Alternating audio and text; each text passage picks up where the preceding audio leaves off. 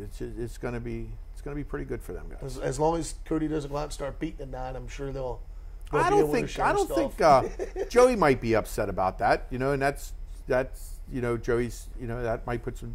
I don't think Joey needs any drive, but I think Joey is a great person. Joey is a great person. I don't see it being like a NASCAR team though, where after warm-ups the crew chiefs get together. Okay, can you help me with it? I'll tell you though, they're not.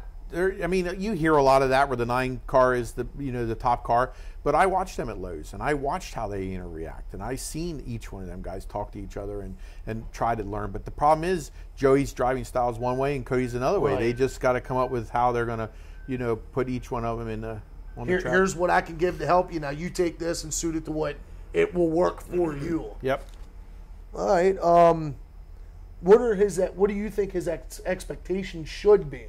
Not what he I'm going out and I'm going to win 20 races or 5 races. What do you think the expectation should be? I think he'll win a couple races this year, because of the way he qualifies. If he can keep that qualifying going, he's going to put himself in the dash, and that's going to be the crucial thing with the Outlaws. Right.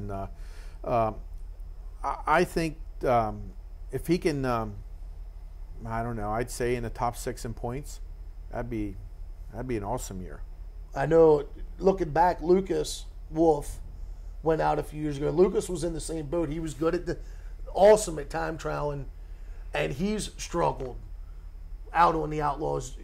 You don't worry that something like that might happen? I know 2 different teams. Lucas runs his own deal with him and his dad, where Cody's jumping into, quote-unquote, a super team. That might help the learning curve a little bit more. I think it's going to help.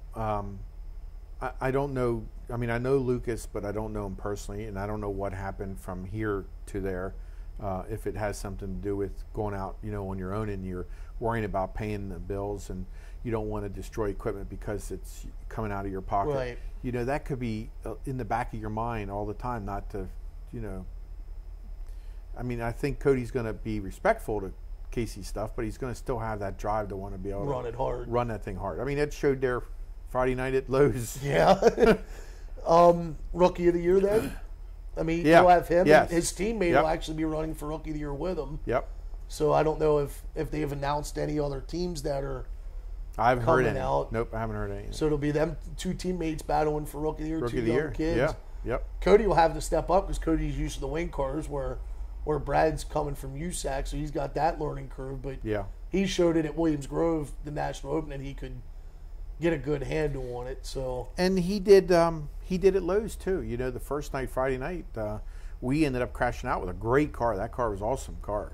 I mean, he was going forward, and then Joey had a U-joint go bad, and Brad ended up finishing that race in the top 10. Yeah, well, a lot of that was the track was horrible. Yeah, I know. I watched it. We sat on the computer, and even on my little old school monitor I have, you could just see the ruts in 3 and 4. What happened there was that track wasn't run since May, so that track was left open and dried up and got in bad shape.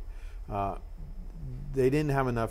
They didn't know it was going to be that bad, and they ended up not having enough time to get that track where it needed to be from Thursday night on. This year, supposedly, the Outlaws have scheduled at least 5 or 6 races there. So they'll keep up with it. They'll try to keep that track up to where it needs to be this year. I know I've received a text message from a driver, and Ed Lynch was parked right beside him, and Ed was telling him that there were holes out in 3 and 4 that you could put a 55-gallon drum in. Yeah. He said it was that bad. Cody called a good one. Yeah, is that how Cody ended up? Because with Cody, the computer, you couldn't really Cody see. had a great run going down the front straightaway past Fred, and guys went into 1 and 2, and the 7 car was a little bit sideways, and Cody thought he could just dive underneath him, and it would have been a great move if we wouldn't have been a hole in the track there. And once he caught that track, the car started teeter-totter and just went over, and then he got hit by Carl and Craig, and that threw the fuel tank off. But it was a great move. Just the hole ended up didn't work out. With him going out on the road, do you plan on doing anything with the car besides if Cody comes back to run a spot show there? Are you planning on sponsoring somebody else? Or? Well, couple things. One, we haven't decided on what we're going to do with that 89 car yet until we find out what the schedule is for the Outlaws. We may bring Cody back because we're allowed to run the 89 car at different tracks. So we may bring him back when he's not racing on the Outlaw. Run Lincoln and some places like that. We haven't decided on like a limited schedule letting someone else in the car. That's thrown up in the air right now with me and Steve. Also, my brother-in-law, who runs a late model, his car owner died the week of Lowe's. So I'm going to help him out and keep him going. So he stays on the Outlaw Tour. Oh, that's cool. Yeah, Rick's a hell of a. I can remember watching Rick. He is a great asset. Junior at Lincoln when I was a little kid. So he's a great asset to Cody. You know, him and Cody react and can talk together good and communicate, and it's a great asset to Cody. He'll be able if Cody's having problems. Uncle Rick, you know, I'm having problems with the road. Well, you know, help me out here. Yep. Kasey's told Cody, you know, Cody will ride along in the truck. So they can keep an eye on him. No motorhome deal, nothing like that. They're going to keep him contained in the hauler. In the hauler, yep. Well, I'm sure them haulers are plenty big enough. Yeah, they'll be back there watching TV and playing video games. Yeah, I know that's what I'd be doing if I had one. So, last question, and I guess you already sort of answered. Any chance of putting anybody else in the 89 there's car? A chance. Yep. We just got to see what the schedule is for Cody, and me and Steve will work on that. I know from a fan standpoint, we'd love to see you keep the car out. I mean, fans hate to see another team go away, even though we're happy to watch Cody take that step. It's an opportunity Cody couldn't give up. Right.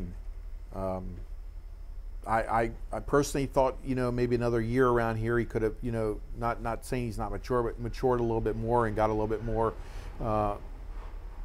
into, you know, him and Steve, because this was Steve's in his first year, and they did tremendous. You know, another year I think they would have been, you know, unbeatable. Yeah, exactly.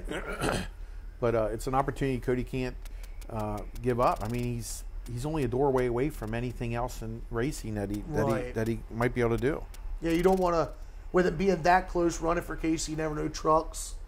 I mean, anything. Yeah, anything. Cody's only 20. 20 years old. Yeah, he's got his whole life. Yep. We could be sitting at home in 5 years watching him start on the pole with the Daytona 500. So then I can say, I do that. Yeah. So yeah, that would be really cool. I know speaking for the fans, I know we're all going to be rooting for him and cheering him on until he comes back to race against us, and then we'll be booing him like every other Outlaw driver that comes in town. But I want to say thank you. Thank you, sir, for taking the time to let us come to the shop and talk to you. Good luck to you and your son. Thank you. And that's it. Thank you guys for taking the time to watch, and keep an eye out for more stuff here on PAPosseRacing.com.